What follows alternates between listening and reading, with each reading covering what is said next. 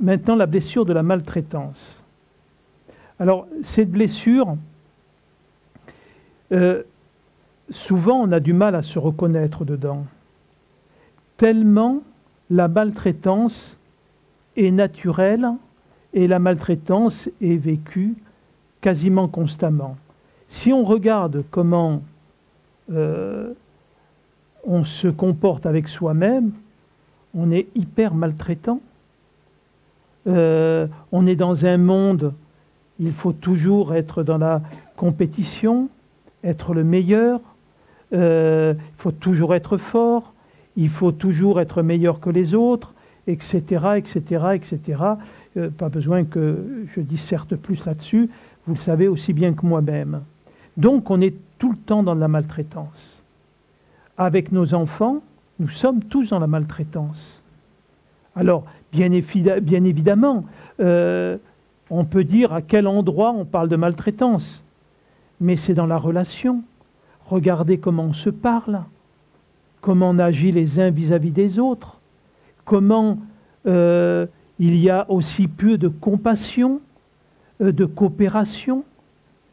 C'est-à-dire que pour comprendre ça, il faut simplement comprendre que nous sommes des animaux sauvages, tout simplement, qui pensons être au-dessus du règne animal parce que nous sommes plus intelligents. Bon, vrai ou faux, ça c'est pas à moi de le définir. Mais effectivement, cette blessure de la maltraitance est toujours présente. Alors, elle n'est souvent pas vécue personnellement en tant que blessure de maltraitance parce que on n'a pas forcément été battu, on n'a pas forcément été dans une vraie maltraitance, mais dans tous les cas, elle est présente déjà du fait de la manière dont fonctionne l'humanité. Et c'est pour ça que cette blessure est quand même très importante et qu'elle se situe au niveau de la glande pinéale. La glande pinéale, c'est ce qui nous met en relation directe avec le divin, en fait, ou avec la source. Et cette blessure, et la glande pinéale, pas cette blessure, la glande pinéale est nourrie par un aspect du divin qui est représenté par l'archange Saint-Michel. Et l'archange Saint-Michel, son nom vibratoire, c'est celui qui ressemble à Dieu. Donc, ce qui veut dire que cette énergie qui circule en nous nous fait dire « Je suis celui qui ressemble à Dieu ». Alors, c'est là où je réponds à ta question. On peut se dire « D'accord, ok, je ressemble à Dieu ». D'ailleurs, dans les écrits, c'est un peu ce qui est dit, mais simplement, ce n'est pas bien interprété, du moins, ou pas bien compris. Si on regarde ce que nous sommes, pas dans la forme finie, si on peut dire, mais au niveau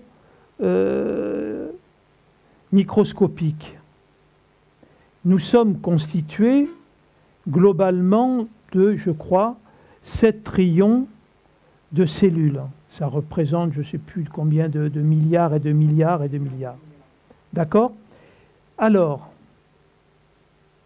dans ces trillions de cellules, où sommes-nous?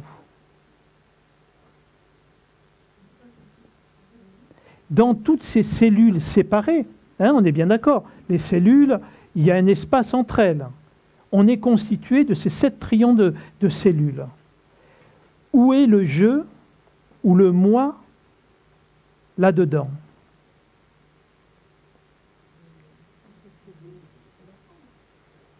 Hein? Oui, mais comment c'est possible? Oui, comment c'est possible qu'on soit toutes ces petites parties-là? Hein? Et pourquoi? Bon, donc ça reste en suspens, cette réponse. Deuxième chose, en chaque seconde, il y a à peu près plusieurs millions de cellules qui meurent et plusieurs millions de cellules qui apparaissent en nous. Est-ce que vous en avez conscience? Pourtant, il y a des parties de vous qui meurent. Et vous n'en avez pas conscience? Ah. Donc peut-être qu'on n'est pas dans le corps, hein, en fait. Hein. Hey. Et donc c'est en ça où on peut dire qu'on ressemble au divin. C'est-à-dire que l'univers est constitué de milliards d'objets dont on fait partie. On peut dire qu'on est, on est chacun de nous une cellule de ce grand corps. Et on peut disparaître et apparaître, et le divin n'a même pas conscience qu'on est apparu et qu'on est disparu. Et c'est en ça, effectivement, qu'on ressemble au divin. Donc, oui,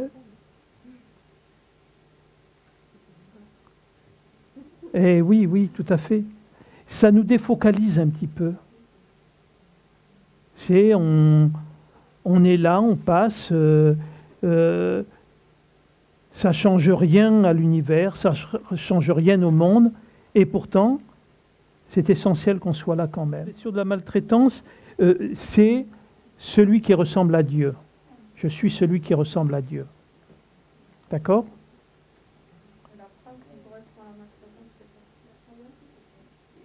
La croyance, je n'ai pas de valeur.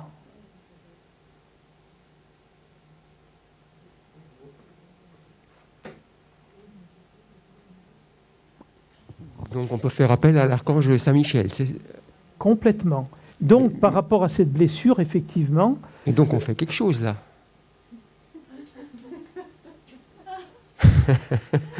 C'est-à-dire que... Mais c'est-à-dire... vous vous ouvrez. Comment? On demande de l'aide. Voilà, on demande de l'aide. Oui, bien sûr. Mais où est le problème? Mais dans le sens où on n'a pas de choix.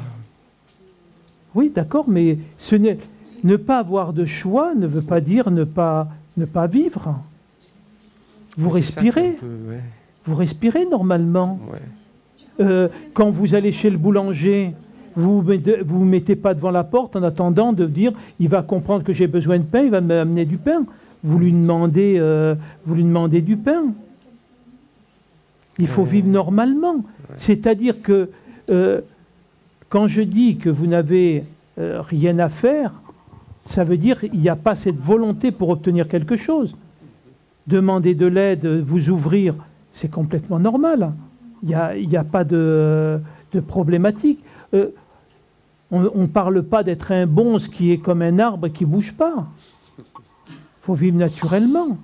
Après, c'est simplement de savoir que ce que l'on vit, c'est ce que l'on doit vivre. À l'instant où on le vit, voilà tout.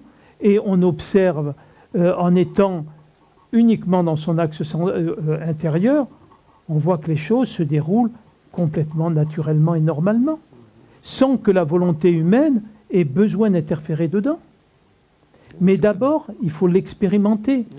Parce que si, effectivement, ça devient un sujet de controverse, le mental qui, lui, n'a pas du tout envie de lâcher prise, il va vous trouver plein d'arguments en disant « j'ai raison de ne pas lâcher prise ».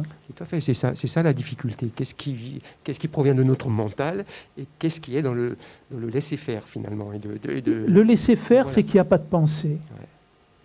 C'est spontané. Oui, mais quand je fais appel à l'archange Saint-Michel, c'est une pensée. Non, c'est une ouverture. C'est une ouverture, c'est une contemplation. C'est-à-dire vous vous ouvrez à une énergie universelle qui vient vous remplir. C'est tout. C'est pas, votre volonté n'a rien à voir là-dedans. Justement, c'est ça, oui. Vous voyez? Et ça part d'un besoin. Je veux dire, si effectivement vous n'êtes pas pris dans ces blessures, c'est-à-dire dans cette crispation intérieure, il ne va pas y avoir le besoin. Parce que ça va se faire naturellement et spontanément. Donc ce besoin, il vient parce que vous êtes enfermé dans l'espace du mental, dans une tension et dans un malaise. Donc vous fonctionnez à partir de votre conditionnement. Une fois que vous en serez libéré, vous n'aurez même pas besoin de faire appel à l'archange Saint-Michel, parce que, comme je le lirai après, vous serez immédiatement au niveau du soi. Et là-dedans, il n'y a pas de demande. Ça ne l'est pas, mais quand vous essayez avec le mental de le mettre dans des cases, effectivement, c'est même plus subtil, ça devient de la confusion. Vous voyez? Alors...